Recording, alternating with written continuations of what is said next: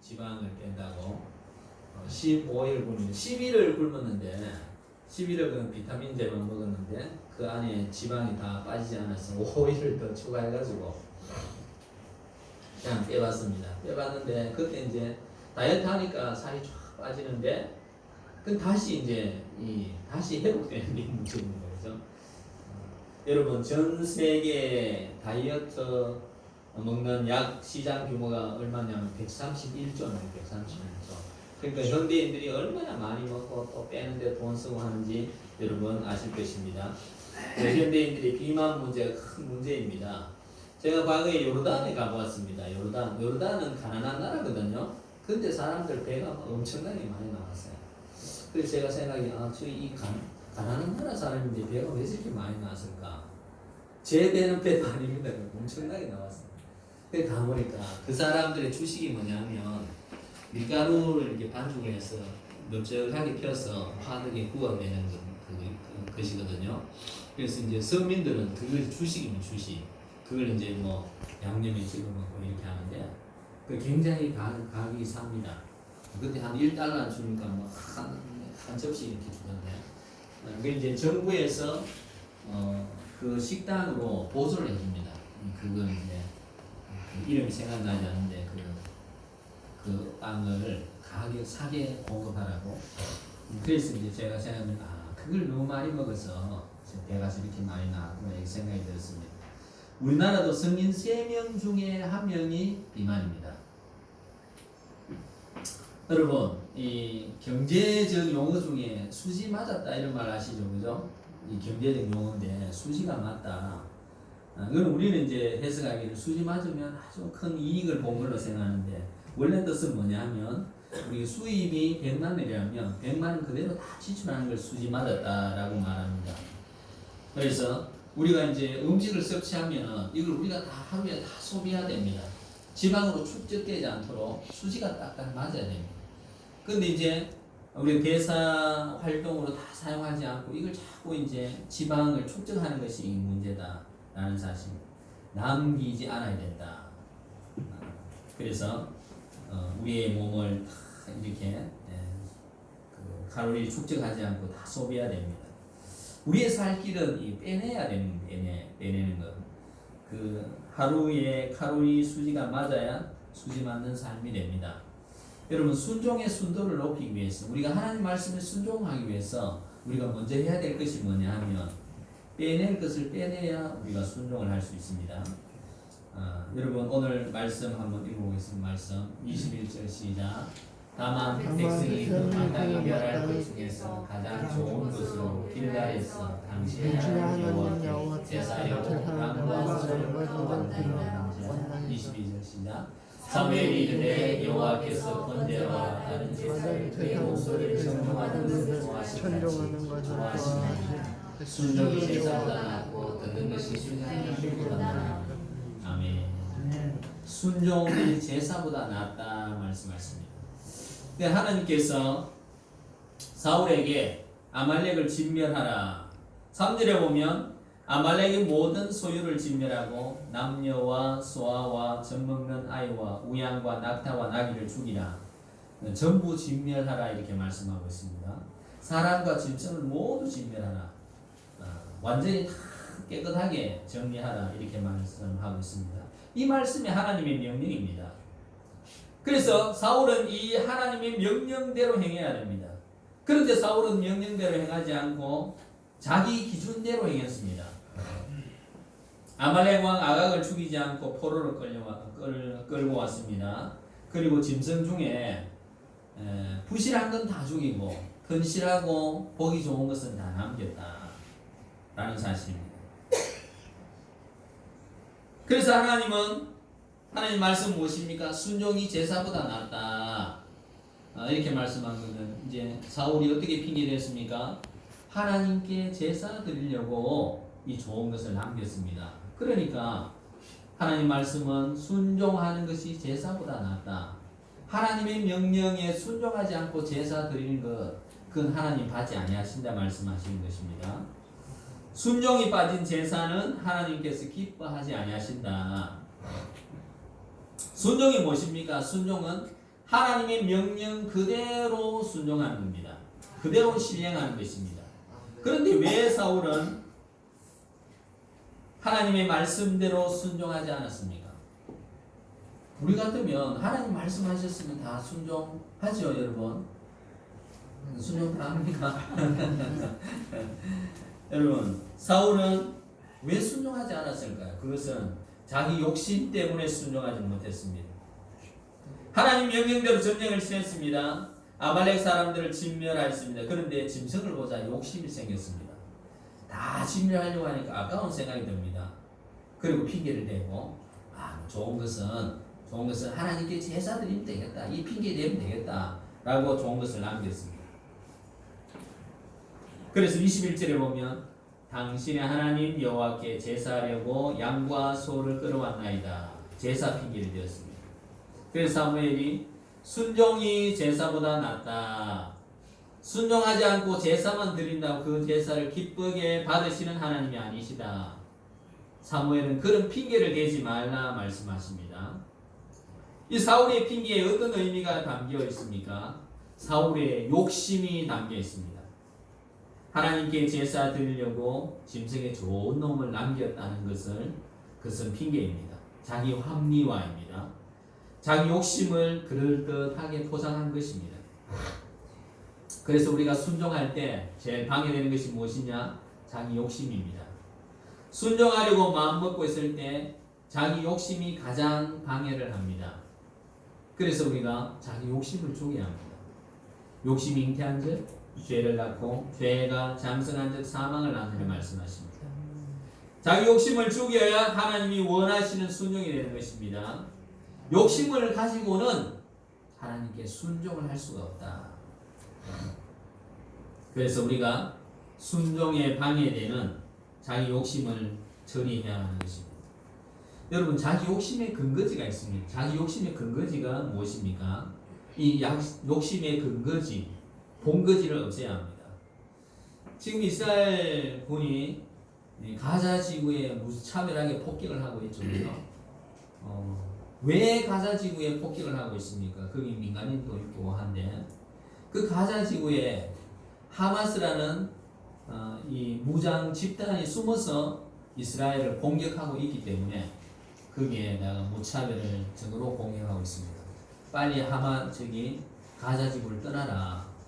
그런데 하마스는 어떻게 합니까? 하마스는 거기에 남아서 버텨라, 죽어라 이렇게 합니다. 많이 죽을수록 어떻게 합니까? 국제사회에 이슈가 되기 때문에 거기서 너는 죽어라 이렇게 말합니다. 근데 이스라엘은 빨리 이 가자 지구를 떠나라. 그래서 무차별적으로 엄청나게 지금 폭격을 하고 있습니다. 그 근거지를 없애기 때문에 우리 폭격을 하고 있거든요. 우리의 이 욕심의 근거지가 있다. 이걸 없애야 된다는 사실입니다. 여러분, 15장 12절에 이렇게 말합니다. 사울이 갈멜에 이르러 자기를 위하여 기념비를 세우고 이렇게 말합니다. 사울이 자기를 위해서 기념비를 세웠다. 24절에는 내가 백성을 두려워하여 그들의 말을 청종하였습니다. 이렇게 말하고 30절에는 내 백성의 장로들 앞과 이스라엘 앞에서 나를 높이사 나와 함께 돌아가서 내가 당신의 하나님 여호와께 경배하게 하소서. 여기 이 말씀에 드러나는 것이 뭡니까? 나를 높여달라고 말씀하고 있습니다. 그 백성을 두려워했다. 백성을 왜 두려워했습니까? 백성을 두려워했다는 것은 백성의 인기에 내가 연연히 해야 한다 말씀하고 있습니다. 백성의 인기. 백성의 인기도 더 근본적으로 무엇입니까? 자기를 높이는 것. 자기 인기에 대해서 관심이 있었다. 그리고 자기 기념비를 세웠다. 이것도 자기를 높이는 거잖아요. 그죠? 사울은 뭐에 집중되었습니까? 자기 자신을 높이는데 자기 교만에 빠졌다라는 사실입니다. 그래서 30절에도 보면 백성들과 장로들 앞에 나를 높여주세요 이렇게 말하는 겁니다. 왕의 권위를 세워주세요 이렇게 말하는 것입니다. 사울의 욕심의 근거지는 자기 자신을 높이려는 교만한 마음입니다. 교만의 근거지에서 온갖 욕심들이 흘러나오는 것입니다. 하나님의 말씀을 생각하지 않고 자기 자신만 생각하기 때문에 순종할 수가 없는 것입니다. 또 사울은 하나님에 대해서 별 관심이 없습니다. 왜 어디에 드러나느냐 하면 사무엘에게 말할 때 당신의 하나님에게 제사 드리려고 이렇게 말합니다. 여러분, 하나님이 사무엘의 하나님입니까? 사무엘의 하나님도 되고 사울 왕의 하나님도 되고 이스라엘 백성들의 하나님도 되잖아요. 그죠? 그런데 당신의 하나님이라고 표현합니다. 그러니까 하나님에 대해서 관심이 없다는 사실입니다. 하나님 말씀에 관심이 없고 예배에 관심이 없고 제사에 관심이 없다. 오직 자기 자신을 높이는 일, 자기 자신의 인기에만 관심을 가지고 있다. 그러니까 자기 욕심에 사로잡힐 수밖에 없는 것입니다.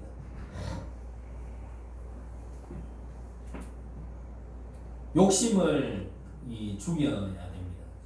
죽이지 못하면 이 욕심이 계속 전복되는 겁니다. 여러분, 바늘 도둑이 소 도둑된다는 옛말이 있지 않습니까? 이 바늘 훔쳐가 성공하면 또 다른 거 훔치고 또 다른 거 훔치고, 그러는 것은 계속 어떻게 자기 욕심이 전복되어 나가는 사실입니다. 그래서 우리는 내 자신을 죽여야 합니다. 나를 죽여야 내가 순종할 수 있습니다. 나를 죽여야 됩니다. 우리 나를 죽여야 되는데 또 누굴 죽입니까? 우리는 다 상대방을 죽입니다. 상대 저걸 어떻게 내가 한 번대로 보여줘야 되는데, 내 자신을 죽여야 됩니다. 내 자신. 내 자신을 죽여야 욕심이 죽게 되는 것입니다. 내가 살아서 욕심이 번성하게 되는 것입니다. 우리가 욕심을 하나를 이루면 끝이 나는 것이 아니라 또 다른 욕심이 생기는 겁니다. 만족이 없습니다. 다른 욕심이 계속 생겨나게 됩니다. 여러분, 사람이 앉으면 어떻습니까? 눕고 싶다는 말이죠. 앉으면 눕고 싶고, 누우면은 더 편한 침대에 눕고 싶은 것이 우리 인간의 욕심입니다. 그래서 욕심의 근거지인 나 자신을 죽여야 합니다. 여러분, 성경에 인생에 실패한 몇몇 인물이 나옵니다. 실패한 인생을 보면 면밀히 살펴보면 무엇이 문제인가? 다 자기 욕심에 걸려 넘어진 사람입니다. 욕심에 걸려 넘어져서 실패한 인생이 되는 겁니다. 하나님 눈에 눈밖에 난 사람이 되는 것입니다. 엘리사의 종 게하시가 있습니다. 게하시가 재물에 욕심이 생겼습니다. 나만이 가지고 온 금은보와 옷을 엘리사가 다 그냥 받지 않고 돌려보내니까 그 욕심이 난 겁니다. 그래서 나만 자문을 따라가가지고 그 옷과 금은 재물을 받아왔습니다.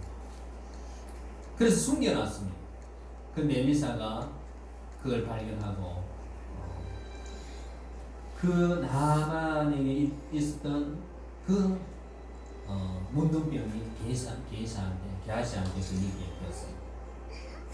여러분, 신약에는 아나니와 삽비라 사건이 있습니다. 막 사도들이, 제자들이 자기 밭을 팔아가지고 사도들 발 앞에 놓고, 그래서 이 예루살렘 교회가 불과 같이 일어나고 서로 내 것을 내 것이라 하지 않고 아름답게 섬기며 나누는 그런 교회가 되었습니다. 그걸 보자 아나니아 삽비라도 자기 밭을 팔았습니다. 근데 밭을 팔아서 돈을 가지게 되니까 욕심이 생겨요. 욕심. 다른 사람들은 다 전부 다 이 밭을 팔고 해서 헌금을 하는데 자기가 욕심을 내서 얼마를 감추었습니다. 그래서 사도행전 5장 4절에 이렇게 베드로가 말합니다. 땅이 그대로 있을 때에는 내 땅이 아니며 한 후에도 내 마음대로 할 수 없더냐? 어찌하여 이 일을 내 마음에 두었느냐? 사람에게 거짓말한 것이 아니요 하나님께로다. 아나니아가 이 말을 듣고 엎드려져 혼이 떠나니 이 일을 듣는 사람이 다 크게 두려워하더라. 아나니아가 이 말을 듣고 엎드려져 혼이 떠나니 이 일을 듣는 사람이 다 크게 두려워하더라. 이렇게 말씀하셨습니다. 욕심에 걸린 사람은 하나님의 긍휼을 얻지 못했습니다. 욕심의 문제가 그만큼 하나님 앞에 걸림돌이 되는 것입니다. 우리 욕심내는 걸 어떻게 생각합니까? 이 자연적인 마음이지 뭐. 사람이 또 욕심 좀 낼 수도 있지 뭐. 이렇게 말합니다. 대수롭지 않게 생각합니다. 사람이 욕심내는 건 이렇게 당연하지 뭐. 이렇게 생각하는 것입니다.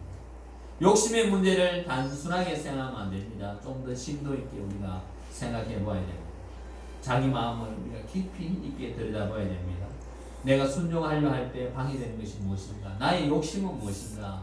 내가 순종하려 할 때 내가 방해되는 이 욕심은 무엇인가? 자기 자신의 마음을 바라보고 찾아내야 됩니다. 우리가 순종을 할 때 이 방해물을 제거해야 우리가 하나님 원하시는 수준까지 우리가 순종을 할 수 있게 되는 것입니다. 내 생각으로 이만큼 순종했으니까 아마 하나님이 기쁘게 받아주실 것이다. 이렇게 생각합니다. 그 내 기준입니다. 내 기준. 내 기준은 하나님의 기준에 도달되지 못합니다. 우리가 하나님의 기준까지 우리가 도달해야 합니다. 그래서 우리가 자신을 점검하면서 순종에 방해되는 것을 제거해야 됩니다. 가장 큰 방해물이 욕심입니다. 나의 욕심을 제거해야 합니다. 욕심에 사로잡히지 않고 우리가 하나님의 명령에 집중해야 합니다. 말씀은 듣지 않고 자기 욕심만 보기 때문에 우리가 순종할 수 없게 되는 것입니다. 여러분, 우리가 욕심을 어떻게 처리해야 합니까? 내 마음속에 일어나는 욕심을 빼내야 되는데, 외과 의사가 수술하듯이 이것을 우리의 배를 갈라서 욕심만 낼 수가 없지 않습니까? 욕심은 어떻게 끊어내야 되느냐? 욕심은 성령의 근무로 할 수 있습니다. 성령의 말씀이 말씀. 말씀이 들어가야 수술이 되는 것입니다. 욕심을 내가 자꾸 전폭시키지 않아야 됩니다. 욕심은 부리면 부릴수록 전폭이 되는 것입니다. 그럼 욕심 날 때 어떻게 해야 되느냐? 욕심 날 때 하나님 앞에 나와서 이 욕심을 내놔야 됩니다.